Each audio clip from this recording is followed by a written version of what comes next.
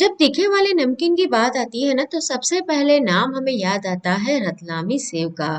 जो अपने बहुत ही अलग स्वाद के लिए देश में ही नहीं लेकिन विदेश में भी मशहूर है। तो आज हम उसका एक स्पेशल मसाला बनाएंगे और उससे बनाएंगे रतलामी सेव। जो बाहर से आप हलवाई की दुकान से लेके आते हैं ठीक वैसा ही टेस्ट आपकी रतलामी सेव का भी आएगा जब आप इसे घर पर बनाओगी। हेलो दोस्तों, मैं हूँ हेतल और किचन क्राफ्ट रेसिपी में आप सभी का बहुत बहुत स्वागत है। तो चलिए आज की मज़ेदार रेसिपी बनाना शुरू करते हैं। रतलामी सेव बनाने के लिए यहाँ पर मैंने जो 250 ml वाला मेजरिंग कप आता है ना उस कप के नाप से मैंने 4 कप भर के बेसन लिया है और वजन में देखें तो ये 500 ग्राम के करीब है। तो बेसन को हमें पहले छान लेना है। पैकेट वाला जो बेसन आता है ना मैंने उसका इस्तेमाल किया है। आप घर में जो हम चने का आटा इस्तेमाल में लेते हैं वो भी ले सकते हैं लेकिन वो बहुत ही बारीक होना चाहिए। उसका टेक्सचर स्मूथ रहना चाहिए। अगर वो थोड़ा सा भी मोटा है तो उसका इस्तेमाल आप ना करें। और आप बेसन छान के भी डिब्बे के अंदर भरते हैं ना फिर भी जब भी आपको बनाना है उसी समय पर आप उसे इस तरह से छान ले ताकि बहुत ही बढ़िया हमारी सेव बने। अब यहाँ पर मैंने 3 टेबलस्पून भर के मिर्ची के जो बीज आते हैं ना वो लिए हैं। ये आपको कोई भी ग्रोसरी स्टोर में मिल जाएंगे, ऑनलाइन भी मिल जाते हैं। तो इससे ही बहुत ही बढ़िया सा टेस्ट आता है। और 1 टेबलस्पून भर के हमें लेना है काली मिर्च और 1 टीस्पून भर के लेना है लौंग। तो बस ये सिर्फ तीनों मसाले जो है ना उससे ही बहुत बढ़िया हमारी रतलामी सेव बनेगी। तो सबसे पहले हम काली मिर्च और लौंग को पहले ग्राइंड कर लेते हैं और उसके बाद उसके अंदर हम मिर्ची के बीज डालेंगे। अगर आपको एसिडिटी की प्रॉब्लम है तो मिर्ची के बीज के बदले आप जो व्हाइट मिर्च पाउडर आता है उसका इस्तेमाल कर सकते हैं। जब लौंग और काली मिर्च हल्के से ग्राइंड हो जाए तब मिर्ची के बीज भी डाल दें और फिर से इसे चला लें। तो कुछ इस तरह का आपका मसाला तैयार हो जाएगा और ये थोड़ा सा दरदरा ही रहता है। तो जब हम इसे इस्तेमाल में लेंगे ना तो छान लेंगे क्योंकि मिर्ची की जो बीज होती है ना वो हमारे घर के मिक्सर ग्राइंडर में अच्छे से ग्राइंड नहीं होती है। तो बेसन के अंदर इसे हम छान कर डालेंगे और जो मोटा मोटा कूट उसका रहेगा ना उसको हम फिर से एक बार छान लेंगे। आपने देखा होगा कि मार्केट में से जब हम रतलामी सेव लेकर आते हैं ना तो उसका जो कलर होता है वो हल्का सा येलो ही रहता है। उसके अंदर लाल कलर आपको कहीं भी नहीं दिखेगा क्योंकि उसके अंदर इस तरह से जो मिर्ची के बीज आते हैं ना उसका इस्तेमाल किया जाता है और मिर्ची के बीज काफी तीखे रहते हैं। लेकिन आपको अगर एसिडिटी है तो आप जो व्हाइट मिर्च मिलती है मार्केट में पाउडर में तो वो इस्तेमाल में ले सकते हैं। मैंने जो मोटा मोटा छना हुआ रह गया था उसे फिर से एक बार मिक्सर जार में चला लिया था। अब जो कुट रह जाएगा ना उसका इस्तेमाल हम कोई भी तरी वाली सब्जी बनाएंगे उसमें कर लेंगे। इसे अभी हमें फिर से ग्राइंड नहीं करना है। तो ये हम साइड में अभी रख देते हैं। अब इसके अंदर हम डालेंगे काला नमक यानी कि ब्लैक सॉल्ट जो मैंने 1 टीस्पून के करीब डाला है। 1 टेबलस्पून भर के हमें इसके अंदर हींग डालनी है और 1 टीस्पून जो नॉर्मल वाला नमक आता है वो डालेंगे। अच्छे से मिक्स कर लेंगे। ये जो सेव रहती है ना इसके अंदर काला नमक और नॉर्मल वाला नमक दोनों पड़ता है और वो दोनों आप अपने हिसाब से डालिए मतलब टेस्ट के अकॉर्डिंग। लेकिन जब भी आप कोई नमकीन बनाए ना तो उसके अंदर थोड़ा सा नमक आप ज्यादा डालें तो उसका टेस्ट बढ़िया आएगा। और मोहन के लिए हमें तेल लेना है आधा कप। आपको बहुत ही क्रिस्पी सी मार्केट जैसी रतलामी सेव बनानी है तो मोहन आप आधा कप डालें। अगर आपको थोड़ी सी कड़क वाली जो सेव रहती है वो अच्छी लगती है तो आप मोहन की क्वांटिटी थोड़ी सी कम कर दें।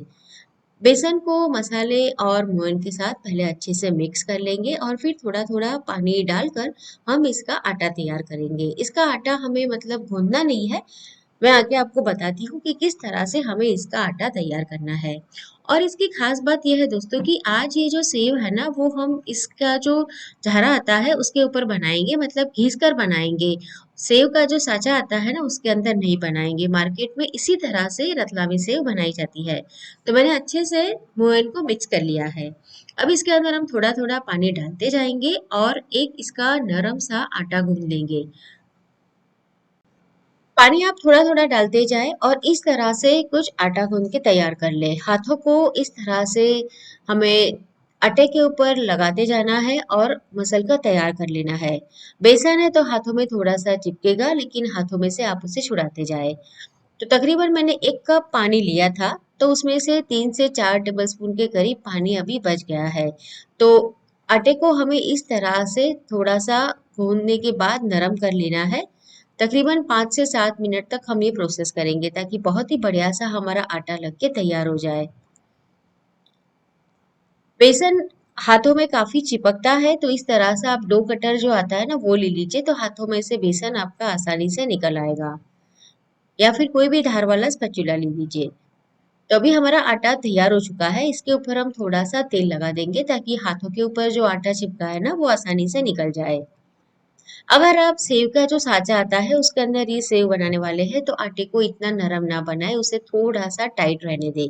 लेकिन आज मैं आपको झारे के ऊपर ये सेव को घिस कर बताने वाली हूँ किस तरह से, जैसे हलवाई बनाते हैं। तो हमारा आटा तैयार हो चुका है। अब हम क्या करेंगे कि एक कटोरी में पानी ले लेंगे और उसके अंदर डालेंगे थोड़ी सी हींग। और ये जो हींग वाला पानी हमने तैयार किया है ना उसका इस्तेमाल हम आगे करेंगे। तो तेल को मैंने गैस के ऊपर गरम करने के लिए रख दिया है। तेल जब अच्छी तरह से गरम हो जाए तो गैस की फ्लेम को मीडियम और हाई के बीच में रखेंगे। इस तरह का जो झारा आता है ना वो मार्केट में मिल जाता है सेव बनाने के लिए। तो जो हींग वाला पानी हमने तैयार किया था ना वो इसके ऊपर हम लगा देंगे और थोड़ा सा आटा लेकर हाथों से इस तरह से उसे घिस लेंगे ताकि बहुत ही बढ़िया सी हमारी सेव तैयार हो जाए। आप चाहे तो सेव का जो साचा आता है उसमें बना सकते हैं, लेकिन इस तरह से जब आप सेव बनाएंगे ना तो यकीन मानिए दोस्तों, आप फिर कभी भी सेव का जो साचा आता है यानी कि जो मशीन आता है उससे कभी नहीं बनाएंगे। ये सेव बहुत ही बढ़िया लगती है टेस्ट में और बिल्कुल हलवाई जैसी बन के तैयार होती है। तो थोड़ा सा घिसने के बाद हम इसे झारे को निकाल देंगे। तुरंत ही हम इसे नहीं पलटेंगे, थोड़ी देर के लिए इसे फ्राई होने देंगे और फिर उसके बाद उसे उलटते पलटते हुए फ्राई कर लेंगे। तो सेव को फ्राई होने में ज़्यादा समय नहीं लगता है, 2 से 3 मिनट में अच्छी तरह से ये फ्राई हो जाती है। तो देखिए हमारी सेव जो है वो फ्राई हो चुकी है, बहुत ही बढ़िया लग रही है और टेस्ट का तो क्या कहना, एक बार आप इसे बनाकर ज़रूर देखना, बहुत ही बढ़िया इसका टेस्ट आता है। जब दूसरी बार आप इसे इस्तेमाल में ले तो उसके ऊपर का सारा जो आटा है ना वो निकाल दें और फिर से पानी वाला हाथ कर दे जो पानी हमने हींग वाला तैयार किया है। और इस तरह से घिस कर हम सारी जो सेव है ना रतलामी वो तैयार कर लेंगे। तो देखिए 500 ग्राम हमने बेसन लिया था तो कितनी सारी हमारी सेव बनके तैयार हो गई है। और इसे बनाने में बस सिर्फ मुझे आधे घंटे का समय लगा है। तो दोस्तों आपको ये रेसिपी कैसे लगी कमेंट करके जरूर बताएं। मैं हमेशा ऐसी नई नई रेसिपी आप लोगों के लिए लाती रहती हूँ, तो रेसिपी पसंद आती है तो वीडियो को लाइक और शेयर करें। तो फिर से मिलेंगे ऐसी एक और नई मजेदार रेसिपी के साथ।